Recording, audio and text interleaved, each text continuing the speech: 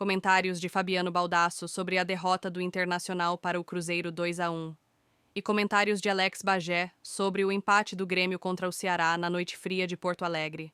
Assista o vídeo até o final. Se gostou, siga o nosso canal, curta e compartilha com os teus amigos.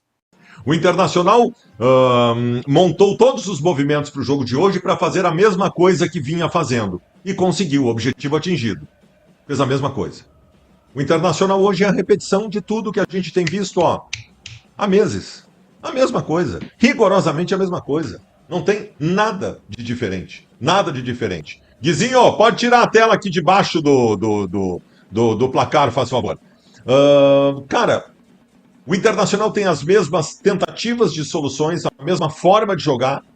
O Internacional tem os mesmos jogadores, o mesmo sistema tático, as mesmas substituições. Sempre a mesma coisa. De diferente hoje, o descontrole emocional. Que é ruim também. O Roger, na beira do campo, estava irreconhecível. E não é garra, vontade. Descontrolado, pirado. O Roger estava pirado à beira do campo, berrando, se cuspindo, um horror. O Borré, no final do jogo, deu uma voadora nas pernas do adversário. Gente, perdemos tudo. Nós perdemos tudo que uma equipe competitiva possa ter. Será que não se chegou à conclusão ainda no Beira-Rio que precisa de uma medida drástica neste momento? Eu quero falar sobre isso em seguida, mas deixa eu falar sobre o jogo. O Inter no primeiro tempo até teve alguma presença ofensiva, mas de novo, eu não quero tratar isso como um elogio, porque isso é uma obrigação, né? Porque daqui a pouco nós vamos estar elogiando o Internacional porque conseguiu passar a linha do meio-campo. Porra! No primeiro tempo, o Inter termina empatado com o Cruzeiro, porque o Tabata, sim, teve uma atitude diferente, cortou, foi objetivo e chutou a gol, coisa que o Inter não vinha fazendo. Mas, de novo, presença ofensiva de um Inter que lateraliza, de um meia que não participa, um omisso Alan Patrick, há horas omisso Alan Patrick, decadências técnicas importantes, hoje até o Alan Rodrigues foi mal, sabe? Soluções pelos lados do campo são mínimas, o Bernabei é uma caricatura do que já foi. Bernabé fez uma das piores partidas com a camisa do Inter, falhou feio no segundo gol, sabe? O Roger escala um primeiro volante, com todo respeito, eu posso até estar enganado, e se eu tiver enganado eu vou pedir desculpa, mas horroroso esse Richa. Horroroso. Sabe, em detrimento do Luiz Otávio, que é um menino que tem qualidade, que ele bota aos 40 minutos do segundo tempo com o jogo perdido. Sabe? Aí o Roger faz a mesma coisa. Ele tira um ponta para botar outro ponta e tira o outro ponta para botar um outro ponta. Aí no final do jogo, quando bate o desespero, tira um volante para botar mais um atacante, empilhando o atacante no jogo. É a mesma coisa de sempre, cara. É a mesma coisa de sempre. Um empate frustrante, dá pra colocar esse carimbo assim, ó, mas sem nenhuma dificuldade.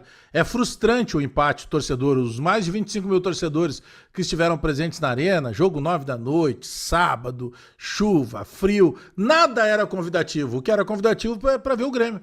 É pra tentar empurrar o Grêmio, pra tentar, de certa forma, fazer valer o fator casa. E contra o Ceará, que era um adversário ali próximo, né? Eram 2 pontos de diferença apenas.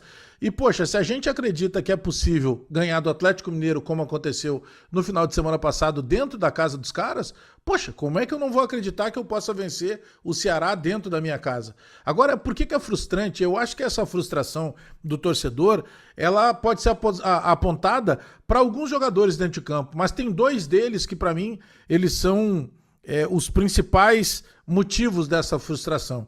Um é o Edenilson e o outro é o Bright White. O Bright White nunca tinha sido, antes de hoje, vaiado pelo torcedor do Grêmio. E ele foi vaiado com força. Ele foi vaiado com vontade. É aquela vaia que demonstra toda a insatisfação do torcedor. Mas tem um terceiro culpado nesse empate do Grêmio.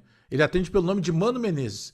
O Mano, eu sei que, poxa, se o Mano a vida inteira ele teve como um dos rótulos a teimosia, não seria agora, né, que o Mano ia perder esse rótulo. Eu não sei se o Mano, daqui a pouco, ele acreditou em algo que não foi o que aconteceu na rodada passada, quando a gente ganha do Atlético, e com méritos também do Mano. Mas nós temos que entender que aquela era uma vitória improvável, que bom que ela aconteceu, mas a gente não pode, daqui a pouco, se jogar lá no sofá, né, abrir uma cerveja e pensar assim, pronto, agora eu encontrei o time, vai assim que as coisas vão acontecer assim daqui para frente. Não vão. O Grêmio hoje, na metade do primeiro tempo, ele teve um controle do jogo, sem dúvida nenhuma. Era um jogo em que o Grêmio tinha todas as ações. Era um Grêmio que estava conseguindo sair, ora pelo Marcos Rocha, que fez uma partida muito boa para a estreia dele, ora com o Marlon lá pelo lado esquerdo. Era um Grêmio que conseguia fazer, eu acho que fez um bom jogo o Alex Santana, fazer o Alex Santana dar um suporte para que, por vezes, o Cuejaro pudesse ser o cara para arredondar essa bola do meio campo. Qual é a falha do Mano? Vamos começar por elas. O Mano vai alegar, possivelmente, se ele for perguntado sobre a questão do jogo de hoje, ele vai alegar que ele perdeu o Balbuena logo cedo, e é verdade, é um fato, mas convenhamos, esse não foi o problema, mano. O problema é que não tem como tu conjecturar uma situação satisfatória tendo um meio campo em que tu tem como protagonista o Edenilson.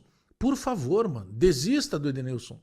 Ele vai fazer um gol, como ele fez semana passada, daqui a pouco ele vai acertar mais passe do que errar, e isso seria obrigação do Edenilson. Ele foi contratado justamente por isso. Mas botar protagonismo do Edenilson, tu acaba com ele.